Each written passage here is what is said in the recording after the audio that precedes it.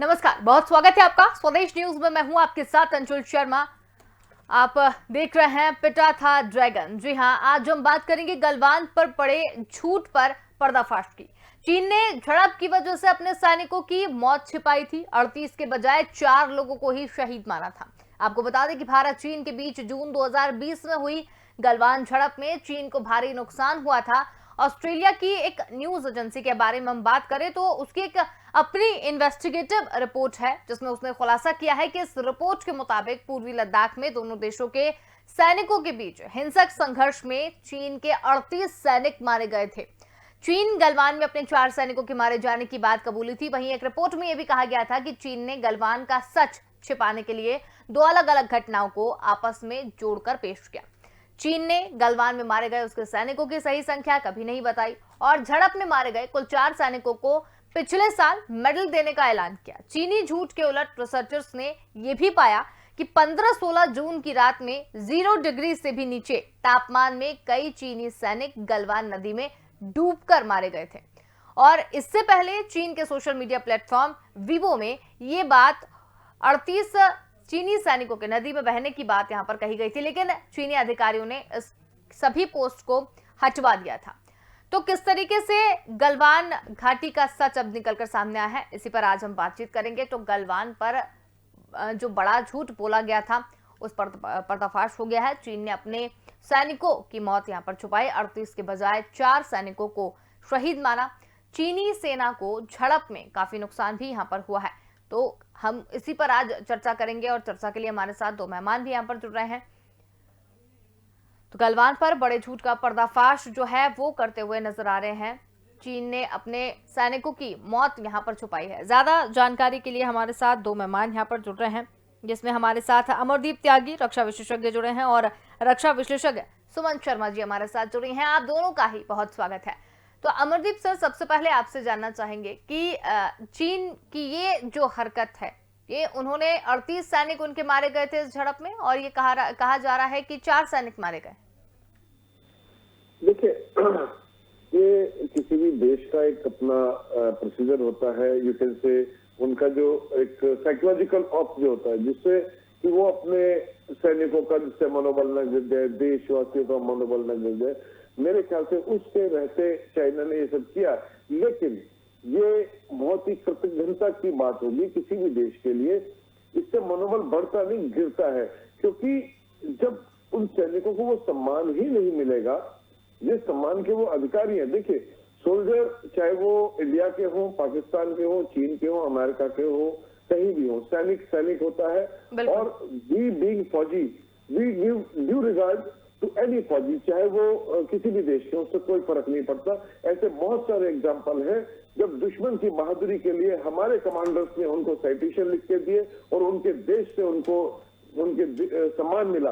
तो कहने का तात्पर्य है कि अपने ही देश के सैनिकों को नकारना या उनकी शहादत को रिकॉग्नाइज ना करना, ये बहुत बुरी बात है।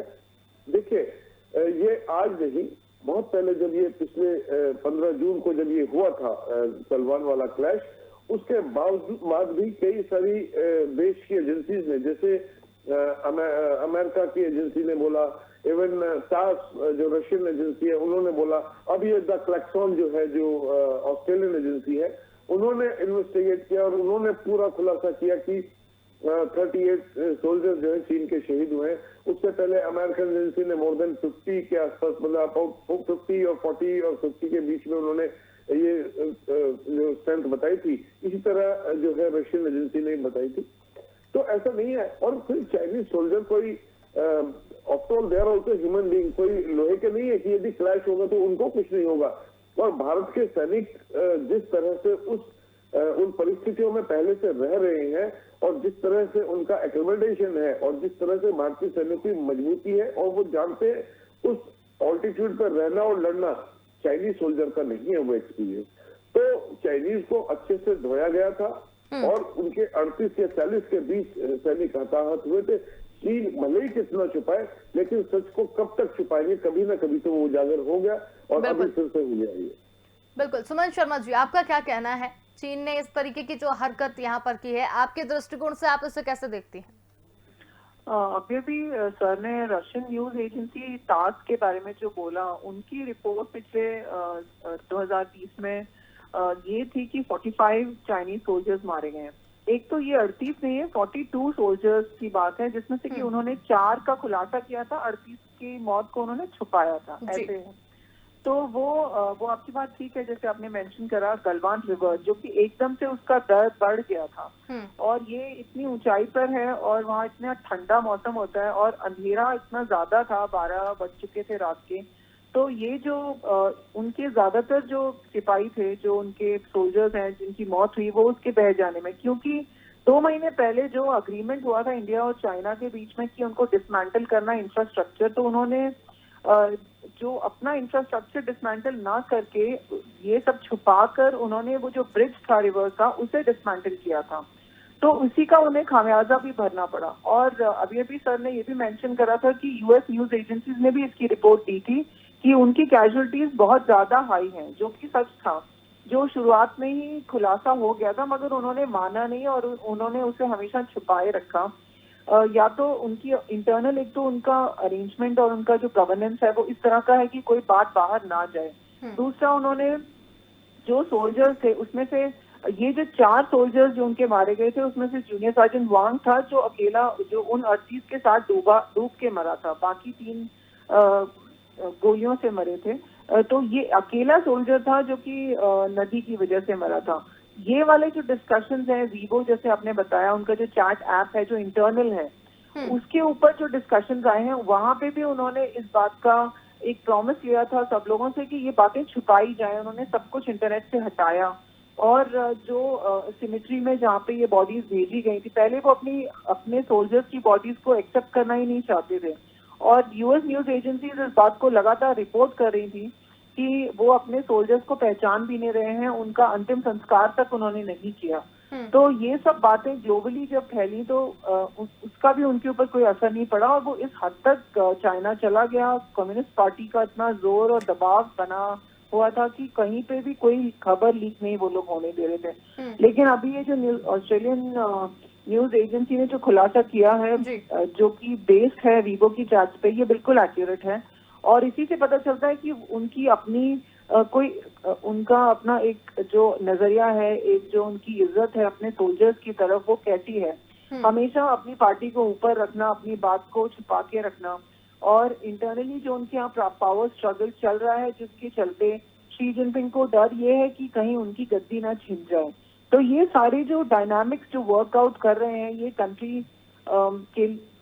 कंट्री के अपने गवर्नेंस और इंटरनली भी ठीक नहीं है। उसके अलावा आर्म फोर्सेस पे, जैसे कि अभी भी सर ने भी जिक्र किया है कि मोराल पे इतना असर पड़ता है, और उनकी दूसरी तरफ उलट हमारी हिंदुस्तान में जो हमारे 20 शहीद हुए थे, उनको जिस तरह का एक सम्मान मिला, वो पूरी दुनिया ने देखा। तो ये इतना बड़ा फर्क है कि हम कैसे ट्रीट करते हैं और वो लोग कैसे ट्रीट करते हैं। बिल्कुल। अमरदीप सर, चीनी सैनिकों की मौत की बात छुपाना, ये तो चीन की मानसिकता भी साफ तौर पर कहीं ना कहीं ऐसा उजागर नहीं करते हैं कि सबसे पहले उन्हें अपनी पार्टी देखनी है, उसके बाद चाहे सैनिक हो या आम जनता हो, वो इस तरह की उनकी बहुत सारी चीजें जो है वो आती रहती हैं, जिसमें इंसानियत भी कहीं ना कहीं शर्मसार हो जाती है। अंशुल, आप बिल्कुल ठीक कह रहे हैं। एक्चुअली होता क्या, देखिए, जैसा गुरु वैसा चेला। चाइना पाकिस्तान दोनों, कारगिल युद्ध में भी ऐसा ही हुआ था। पाकिस्तान ने अपने सोल्जर्स को एक्सेप्ट करने से मना कर दिया था, उन्होंने ये मानने को भी मना कर दिया था कि ये हमारे सोल्जर्स है, ये हमारी डेड बॉडीज लेने से मना कर दिया था। तो ऐसे ही चाइना दोनों एक दूसरे के साथ मिले। देखिए, मैं उस दिन की घटना को आपको थोड़ा जरा डिटेल में बताना चाहूंगा। उस दिन एक्चुअली हुआ क्या था, ये PP-14 की घटना है, जहां पर उससे पहले कमांडर्स की मीटिंग हो गई थी, और उसमें यह तय हुआ था कि चाइनीज को जो अपना उन्होंने एक व्यू पॉइंट बनाया हुआ था और ऑब्जर्वेशन पोस्ट बनाई हुई थी, उसको हटाने की बात थी। और उस दिन शाम को एक पेट्रोल, जो एक ऑफिसर और 10 जवान के आसपास थे, वो वहां पर गए, उनसे बातचीत किया, उनको बोला कि ये हटा लो, क्योंकि वेपन्स ले जाने नहीं थे या वेपन्स की जरूरत नहीं होती थी चाइना के साथ, तो वो ऐसे ही गए थे। तो उनको उन्होंने ऑलमोस्ट यू कैन से कि उनको बंधक बना लिया था। तब ये पता चलने पर कर्नल संतोष बाबू अपने 2 ही जवानों के साथ वहां पर पहुंचे और उन्होंने उनसे कहा कि आप इन्हें हटाइए और इन सोल्जर्स को छोड़िए। तो उन्होंने कर्नल संतोष बाबू के साथ बदतमीजी की, उनके साथ मारपीट किया। और जब ये घटना बटालियन तक पहुंची, जो 16 बिहार बटालियन थी वहां पर, तो सैनिकों का जो गुस्सा था वो मतलब इतना भयंकर था कि आप सोच नहीं सकते। मैं ये जान सकता हूं कि जब किसी बटालियन के कमांडिंग ऑफिसर पर इस तरह हमला हो जाए तो उस बटालियन का गुस्सा कितना होता है। तो बटालियन के जवान मतलब अपने घातक प्लेटून के साथ, और जो वहां पे एक फील्ड रेजिमेंट तैनात थी, वो वहां पर पहुंच गए और चाइनीज को इस तरह मारा है कि उनकी कई की तो हड्डियां तोड़ दी है। आपने सिपाही गुरतेज का तो नाम सुना ही होगा, उसने अपनी छोटी सी कृपाण से कई सैनिकों को मारा उनके चाइनीज के, और फिर लड़ते लड़ते खुद भी शहीद हो गया, वो एक क्लिप से गिर गया वहां से। तो कहने का तात्पर्य है कि हमारे सैनिकों का गुस्सा बहुत, और फिर उस टाइम पे चाइनीज की जो वहां पे स्ट्रेंथ थी वो हमारे जवानों की स्ट्रेंथ से बहुत ज्यादा नहीं थी, बराबर, ऑलमोस्ट बराबर की तादाद थी। और उन्होंने मतलब उनको खूब अच्छे से मारा और काफी सारे सैनिक उनके नदी में गिरने से बह गए। वो वीडियो शो करते हैं, कई जो है ऊपर से पहाड़ी से नीचे गिरे हैं। तो इसमें यह कहना कि सिर्फ हमारे 4 ही जवान शहीद हुए, तो ये बहुत ही मैं कहूंगा अपने जवानों के साथ ये गद्दारी है। दूसरा, उनका जो एक कमांडिंग ऑफिसर था एक रेजिमेंट का, कोई फबाव को अब वो इस तरह रिप्रेजेंट कर रहे एज ए नेशनल हीरो, उसको ओलंपिक की मशाल जलाने के लिए यूज कर रहे, जबकि ऐसा होता नहीं है। Because Olympic games are different, and जो ये भी क्लैशेस है, जो आपका देशों के आपसी जो लड़ाई झगड़े हैं, वो अलग चीज होती है। तो उसमें उसको रिप्रेजेंट करना, उसको वहां पर लेके आना बहुत गलत है। ऐसी स्थिति में मैं कहूंगा भारत को बायकॉट करना चाहिए ओलंपिक्स का, विंटर ओलंपिक्स का। बिल्कुल, आपकी बात से सहमत है। सुमन शर्मा जी, चीनी सेना को झड़प से एक बड़ा नुकसान भी यहाँ पर हुआ है, इस तरीके की बात जो है वो भी निकलकर सामने आ रही है। नहीं, वो बात एकदम ठीक है कि शिनजियांग जो मिलिट्री रीजन था उसमें उन्होंने चेंजेस भी किए। उनका जो कमांडर था, चाइनीज कम्युनिस्ट पार्टी ने उसे फटाफट चेंज किया। इनफैक्ट पिछले 2 सालों में इतने सारी बार वहां का कमांडर चेंज हो चुका है। उसी से पता चल रहा था कि वो लोग अपनी हार को स्वीकार कर रहे हैं, मगर पब्लिकली बताना नहीं चाह रहे अपने लोगों के सामने। और उन्हें मालूम था कि उनकी बहुत बुरी तरह उनका नुकसान हुआ है इस पर्टिकुलर क्लैश के साथ। अब ये भी सर ने गुरतेज का जो जिक्र किया, तो हर जगह हिंदुस्तानी शहीदों का इतना, उनकी जिस बहादुरी से वो लोग लड़े, बेशक हमने 20 हमारे सैनिक हमने खोए, लेकिन उन्होंने जो बहादुरी दिखाई थी, कर्नल संतोष बाबू और उनके साथ जितने भी लोग थे जो शहीद हुए, वो उनकी बहादुरी का चर्चा पूरे वर्ल्ड में उसका जिक्र हुआ। और क्योंकि एक बहुत ही बड़ा क्लैश था 1962 और 67 के बाद चाइना और इंडिया के बीच में, ऐसा कभी होता नहीं था। तो जो भी हथियार उनके हाथ में थे और जिस तरह उन्होंने बहादुरी दिखाई वहां उस पर्टिकुलर सेक्टर में, ये जो स्कर्मिश हुआ है, तो इसका जिक्र हर जगह हुआ। और पूरे वर्ल्ड में इंडियन सोल्जर्स की तारीफ भी हुई कि वो किस बहादुरी से लड़े हैं। तो ये चीज जैसे अभी सर ने कारगिल के बारे में भी कहा था कि पाकिस्तान ने भी यही चीज की थी 99 में, अपने सोल्जर्स को ले जाने से मना कर दिया। तो एक हार या जीत वो वॉर में वो एक चीज होती है, लेकिन उसके अलावा अपने शहीदों का सम्मान करना और उनको एक अप्रोप्रिएट, उनको एक रिस्पेक्ट देना, वो चीज इन दोनों देशों में, हमारे जो नेबर्स हैं, इनमें ये चीज देखी नहीं गई है। क्योंकि इनके लिए एक तो हार को स्वीकार करना सबके सामने, और दूसरा ये जो 14 राउंड्स ऑफ टॉक्स हुए हैं इंडिया और चाइना के बीच में अभी पिछले ये 2 सालों में, इस पर्टिकुलर घटना के बाद, उसी से पता चलता है कि वो लोग कोई क्लोजर नहीं चाहते हैं, वो किसी तरह का कोई समाधान की तरफ नहीं बढ़ना चाहते हैं। हमेशा हर टॉक में, हर राउंड ऑफ टॉक में उनकी तरफ से कोई ना कोई इस तरह का एक रोड़ा अटकाने वाली बात आ जाती है, जिससे कि बात आगे ही नहीं बढ़ पा रही है। और 10-10, 12-12 घंटे की हर राउंड टॉक्स की हुए हैं, उसके अलावा भी कहीं कोई फॉरवर्ड मूवमेंट नहीं देखने में आ रहा है। तो उसी से पता चल रहा है कि उनके इरादे क्या हैं, उनकी इंटेंशन क्या है, और अपने सोल्जर्स की तरफ जो उनका रवैया है, उसी से पता चलता है कि उनका क्या रुख है। बिल्कुल अमरदीप सर, अगर चीन को देखा जाए या उनकी रणनीति को देखा जाए, तो चीनी प्रोपेगेंडा यानी झूठ का पुलिंदा, चाहे वो सीमा विवाद हो, या तिब्बत में पेंगोंग झील के पास की झड़प हुई हो, उसे देख लिया जाए, या अभी सैनिकों की मौत को छुपाने का आंकड़ा, यानी कुछ भी देखा जाए, कोरोना वायरस को देख लिया जाए, तो जितनी भी चीजें अभी तक चाइना के थ्रू सामने आई हैं उसमें सबसे ज्यादा चीजों को छुपाया गया है, एक झूठ ही बोला गया है। और इस बात का खुलासे कुछ विदेशी मीडिया भी कर चुकी हैं, भारत ने भी कई बार इस तरीके के दावे जो हैं वो किए हैं। तो एक वैश्विक स्तर पर अगर देखा जाए तो चीन के खिलाफ कोई एक्शन क्यों नहीं लिया जा रहा है? देखिए, एक काफी मैंने पहले भी बोला था कि साइकोलॉजिकल ऑपरेशंस का एक मैंडेट होता है, कोई भी देश करते हैं, और चाइना उसमें ज्यादा बिलीव करता है और कई बार उससे अच्छा होने के बजाय गलत होता है। जैसे इसी में देख लीजिए कि उन्होंने अपने सैनिकों की मौत को छुपाया किस लिए? उसका उद्देश्य था ये दिखाना कि देखो हमारे 4 सैनिक कुल शहीद हुए, भारत के 20 शहीद हो गए, that means we are at the upper hand. लेकिन ये कब तक छुपाएंगे? क्या उनके खुद के सैनिकों को नहीं मालूम है, उनकी बाकी और जनता को नहीं, और कब तक छुपा रहेगा? ये अल्टीमेटली खुल के आएगा। इसी तरह चीन ने वहां बॉर्डर पर क्या किया, क्योंकि वहां पे सिख सोल्जर्स भी थे, तो उन्होंने पंजाबी गाने बजाने शुरू कर दिए और इस तरह मतलब उनको बिहेव की जैसे हम बहुत उनके नजदीक हैं। या हम 62 की बात करें कि हिंदू चीनी भाई भाई, मतलब ऊपर से भाई एक, तो ये एक साइकोलॉजिकल ऑपरेशन में वो ज्यादा बिलीव करते हैं। स्पेशली ये कम्युनिस्ट कंट्रीज ये बिलीव करते हैं कि इस तरह के प्रोपेगेंडा करने से उनको अपर हैंड मिल जाएगा, जबकि वास्तविकता कुछ और होती है। अब जैसे क्या नाम है, वायरस को लेकर ले लीजिए, कोविड-19 का, सारी दुनिया जानती है कि चाइना ने इसका, चाइना की लैब से ये निकला है और चाइना की वजह से ही सारी विश्व में त्रास दे है। अब बात आती है कि विश्व में कोई भी इनके ऊपर एक्शन क्यों नहीं लेता? सबसे बड़ी दिक्कत है कि कौन लेगा एक्शन? यूएनओ के सिक्योरिटी काउंसिल का ये परमानेंट मेंबर है, और जब तक सारे मेंबर्स की ओके ना होगी जब तक उस पर कोई एक्शन नहीं लिया जा सकता। तो कुछ भी करके, जो मैंने पहले भी आपके चैनल के माध्यम से कहा था कि सारे विश्व समुदाय को इकट्ठा होकर किसी भी तरह इसको उस सिक्योरिटी काउंसिल की मेंबर से एक्सपेल करना चाहिए।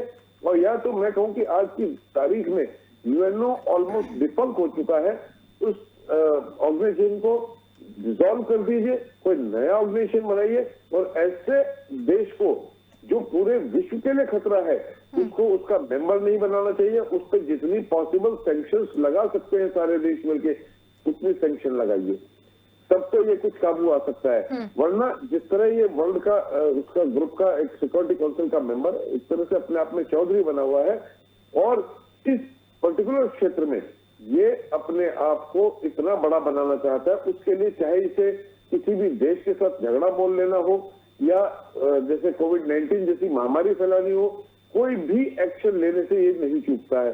तो इसको कर्टेल करने का, इसको रोकने का एक ही तरीका है कि सारा विश्व समुदाय एक हो, जो शायद जियो स्ट्रेटेजिकली, हालांकि मैं कह रहा हूं लेकिन ये थोड़ी असंभव सी बात लगती है, लेकिन फिर भी जो पीड़ित देश है वो तो इसके साथ, इसको एक साथ मिलकर कुछ ना कुछ कर सकते हैं। तो ऐसा सबको एक गठजोड़ बनाना चाहिए, एक ऑर्गेनाइजेशन ऐसा बनाना चाहिए कि जिसमें चाइना के खिलाफ कार्रवाई की जाए। बिल्कुल अमरदीप सर, लेकिन अगर देखा जाए कि गलवान में जिस तरीके की चीजें यहाँ पर हुई थी, गलवान के बाद जो क्वाड है वो काफी मजबूत हुआ है, तो आखिर गलवान घाटी में हुआ क्या था? देखिए, मैंने आपको बताया कि देखो ये इंडिया और चाइना का जो डिस्प्यूट है ये बहुत पुराना है। यू कैन से कि हमारी जो एक मैकमोहन लाइन है ये 1914 में, जब भारत में ब्रिटिश गवर्नमेंट थी और तिब्बत एक इंडिपेंडेंट आइडेंटिटी हुआ करता था, उस दौरान ये मैकमोहन लाइन की थी। बाद में चाइना ने तिब्बत पर कब्जा कर लिया। सबसे बड़ी गलती हमारी सरकार से और पूरे विश्व समुदाय से उस दिन हुई, क्योंकि चाइना को हमने तिब्बत पे कब्जा करने दिया और उसके बाद जो ये लद्दाख वाला इलाका है, अरुणाचल प्रदेश का इलाका है, उसको वो साउथ तिब्बत का हिस्सा कहके, क्योंकि ये कहते हैं कि 1914 की वो ट्रीटी ब्रिटिश गवर्नमेंट और तिब्बत के बीच में थी और तिब्बत की गवर्नमेंट को हम मानते नहीं है, तिब्बत कोई समझौता करने लायक नहीं है। तो इसलिए वो कभी गलवान में, कभी उत्तराखंड में, कभी अरुणाचल प्रदेश में नए नए मुद्दे लेके आ जाता है। 62 से लेके अब तक अक्साई चीन कब्जाए बैठा है और ये कहते कि हम शायद उसको कुछ ऐसा एक्शन नहीं ले पा रहे हैं कि उसको वहां से एक्साइज चीन से हटा के और उसको वहां से बाहर किया जाए। सबसे बड़ी बात है, हमें तिब्बत को आइडेंटिटी देनी पड़ेगी और उसको ऐसा मजबूत करना पड़ेगा कि तिब्बत का रिवोल्यूशन जो है वो चाइना को परेशान करे। तिब्बतियंस को उनके देश में भेजा जाए, उनकी जो एम्बेसी है वो भारत में या और दूसरे देशों में स्थापित की जाए, जिससे एक वो गवर्नमेंट एक इंडिपेंडेंट एग्जाइल में तो है ही बनी हुई, लेकिन उसको और सहारा दिया जाए जिससे वो चाइनीज को जो है वो सही सबक सिखा सके और तिब्बत के साथ फिर हमारे राजनीतिक जो संबंध बने और जो हमारी बाउंड्री है चाइना के साथ न होकर तिब्बत के साथ बने, तब तो ये मैटर रिजोल्व हो सकता है। Otherwise China will keep rising, कुछ ना कुछ नया पॉइंट लेके आ जाएगा, कभी गलवान का लेके आ जाएगा, कभी कहीं का लेके आ जाएगा।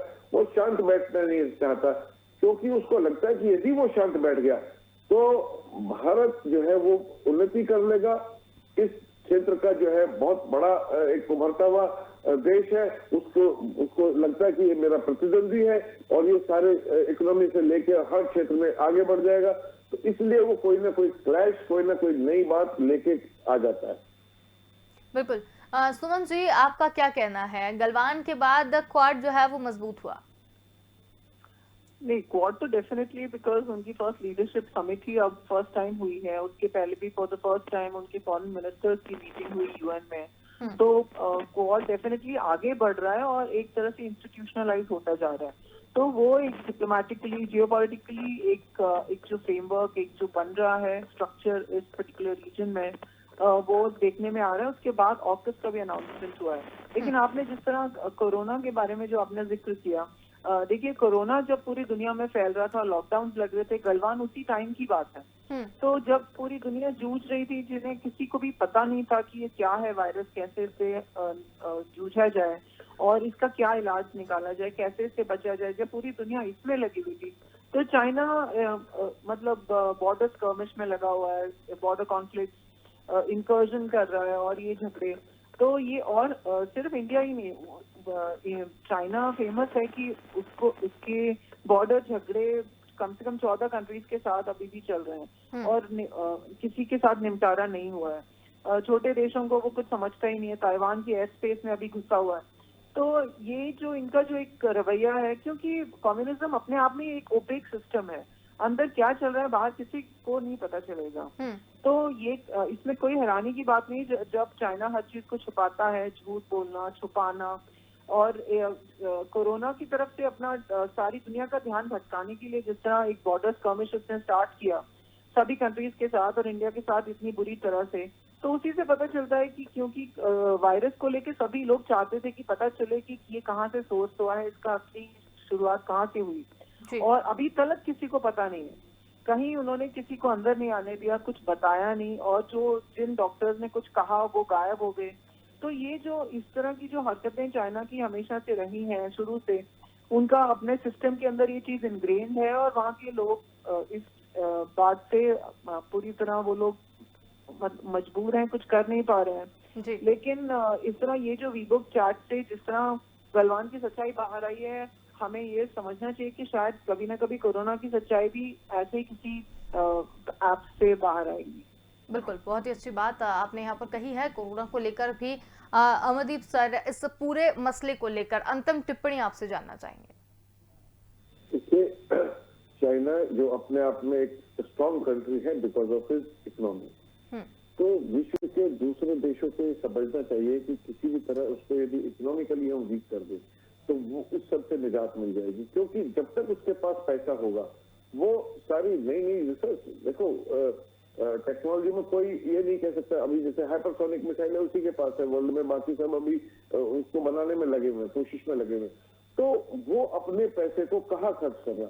तो इसलिए सारे देशों को मिलकर उससे व्यापारिक टाइज जो है खत्म करके आपस में कुछ न कुछ इस तरह का बंदोबस्त करें कि हम एक दूसरे से व्यापार करें, चाइना के साथ बंद करें, और चाइना को जितना भी, क्योंकि जितना ये ताकतवर रहेगा उतना ये पूरे विश्व के लिए खतरा है, और अगला जो वर्ल्ड वॉर है चाइना के ही कारण होगा। चाइना विल बी रिस्पॉन्सिबल, चाहे वो रशिया या यूक्रेन को लेके हो या कहीं और हो, या जापान या सॉरी ताइवान और चाइना को लेके हो या अफगानिस्तान को लेके हो, लेकिन यदि तीसरा विश्व युद्ध हुआ तो उसको लिए चाइना जिम्मेदार होगा और पूरा विश्व उससे जो है उसके त्रासदी को झेलेगा। तो सारे विश्व कम्युनिटी को ये इकट्ठा होकर सोचना चाहिए कि हाउ टू कर्टेल चाइना। बिल्कुल। तो यही मैं कहना चाहूंगा कि सब लोग इकट्ठे हों और इसको रोकें।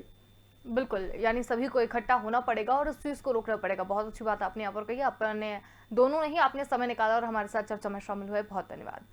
तो हम बात कर रहे थे गलवान पर सबसे बड़े झूठ का पर्दाफाश जो है वो हो गया है। चीन ने अपने सैनिकों की मौत छुपाई है, 38 के बजाय सिर्फ 4 लोगों को शहीद माना है। चीनी सेना को झड़प से बड़ा नुकसान भी हुआ है। एक अस्थायी पुल से ये सारा विवाद जो है वो शुरू हुआ था।